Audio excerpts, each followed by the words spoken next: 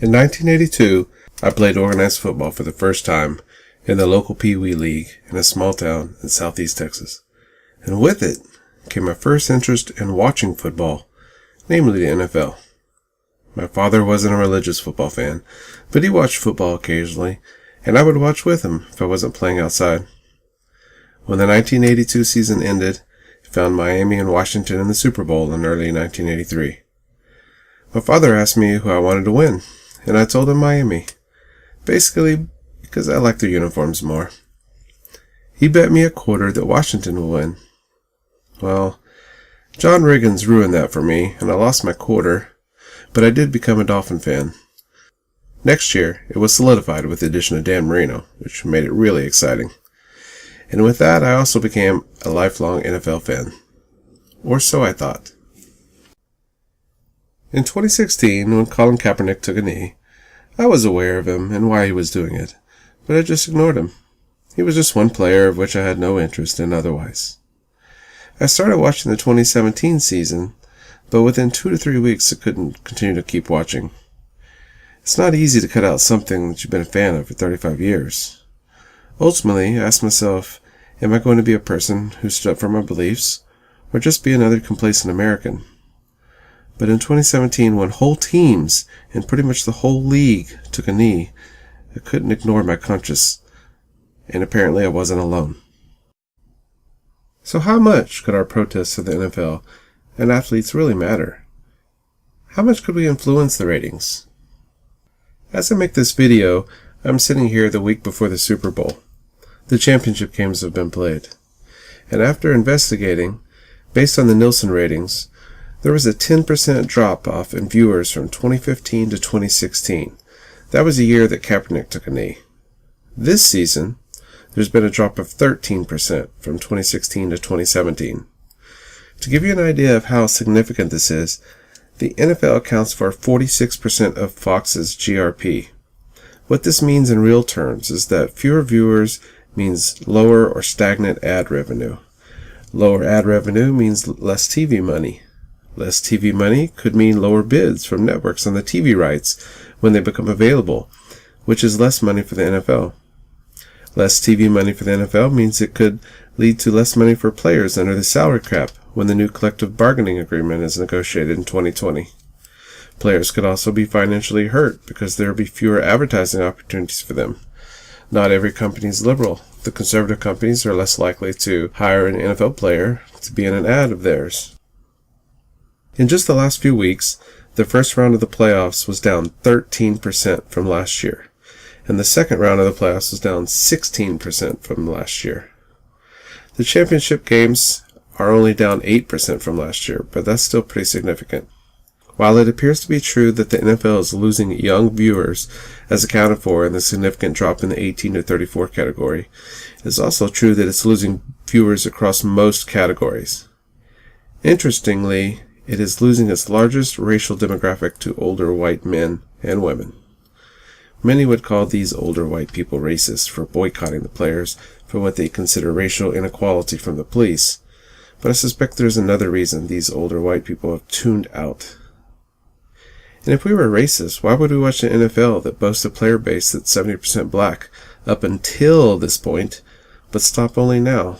Did we all just become racist overnight at the same time? That's ridiculous. No, the problem is deeper, at the root of our culture, and by our culture, I mean white culture. In 1945, my grandfather returned from Germany, where the Americans had just defeated the Nazis. He was lucky to return after seeing fierce combat, and he returned to a son that he had never met.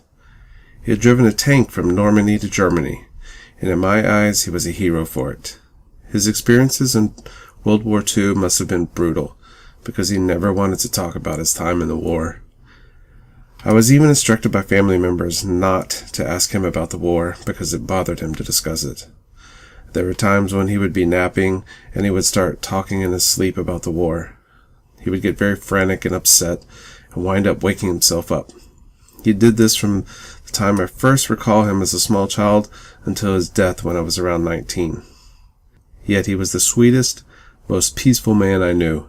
He never lashed out at others, and knowing that he probably carried an immense sadness inside of him that he kept to himself shows the inner strength of this man. He received 3 Bronze Stars and 1 Silver Star, but unfortunately he never received them in his lifetime. I'm not even sure he cared. He didn't fight because he wanted to or because he wanted to be a hero. He fought because his country called on him and he felt it was his duty.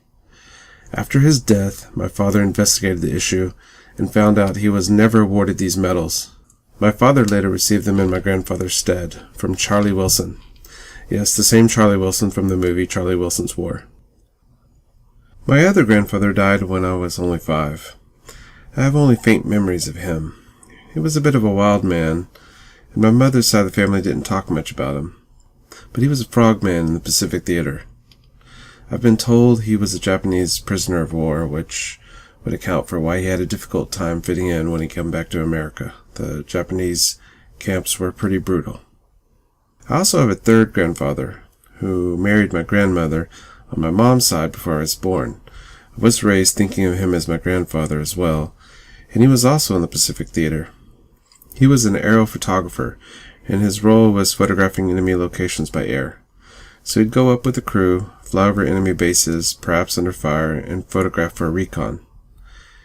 He was also an engineer, and he was part of the original crew that landed in Tokyo after the Japanese had surrendered to help them rebuild their infrastructure. Additionally, my uncle served in Vietnam, and my father would have as well, but he was rejected for a medical issue. All of these men were drafted, and truthfully, I had no desire to enter the military. I don't think they did either. But if called, I would have answered if needed. Trust me, I've had plenty of issues with the overreach of the U.S. military. But with that said, I also have a great respect for the men who freely enter the military. I believe that it's a legitimate and important role to be critical of how the military is used, but you can still be 100% supportive of the individual men and women who serve in our military. I can still cherish and respect the men while being critical of what they are being asked to do. I don't wear star-spangled boxers, but I am patriotic. I generally recognize that the USA is the best country in the entire world. Our country is flawed, sure, but if you had the precognition to decide where you were going to be born, but not know your sex, race, or religion, then what country would you choose? It's pretty obvious you'd choose the US. If you wouldn't, why the hell are you still living here? I'm proud of my country, and it's a fact that the vast majority of deaths in World War II, Korea, Vietnam, and the Middle East wars were white men. Cumulatively, it's around 90%. The majority of older white men and women have brothers, cousins, fathers, uncles, grandfathers, or great-grandfathers that fought and died in these wars. So is it really that difficult to understand why this demographic of older white men is rejecting the NFL and its athletes that disrespect our flag and anthem? That isn't racism. To us, this is disrespectful for our loved ones that bled for you or were willing to die for you.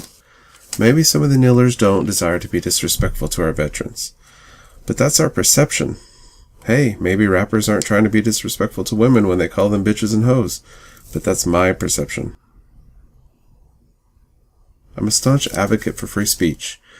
I agree 100% with the Supreme Court's decision that even hate speech is considered free speech.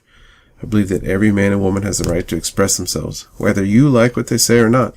I also believe the oft-quoted statement that freedom of speech doesn't mean freedom from consequences, and it definitely applies here.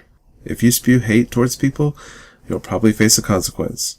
If you disrespect our anthem, you will face a consequence.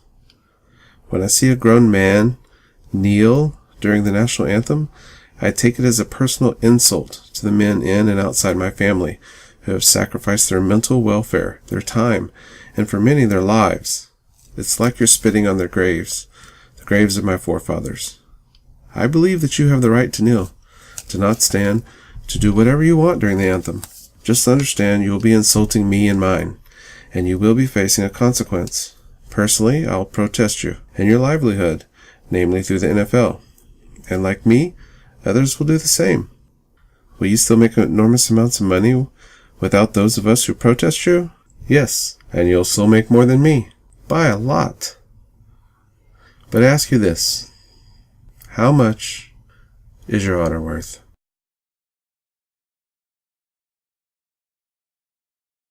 As I've done with most of this season in the playoffs, I'll be boycotting the Super Bowl. I will not watch the game. I will not visit a website that will contribute to view counts towards the Super Bowl or the NFL. I invite you to join me. If you don't, that's your choice. You may or may not join me. Whatever decision you make, it's yours to make as a free American citizen. Regardless of your path, remember this: a life isn't worth living if all you do is sit idle and watch from the stands. Much love.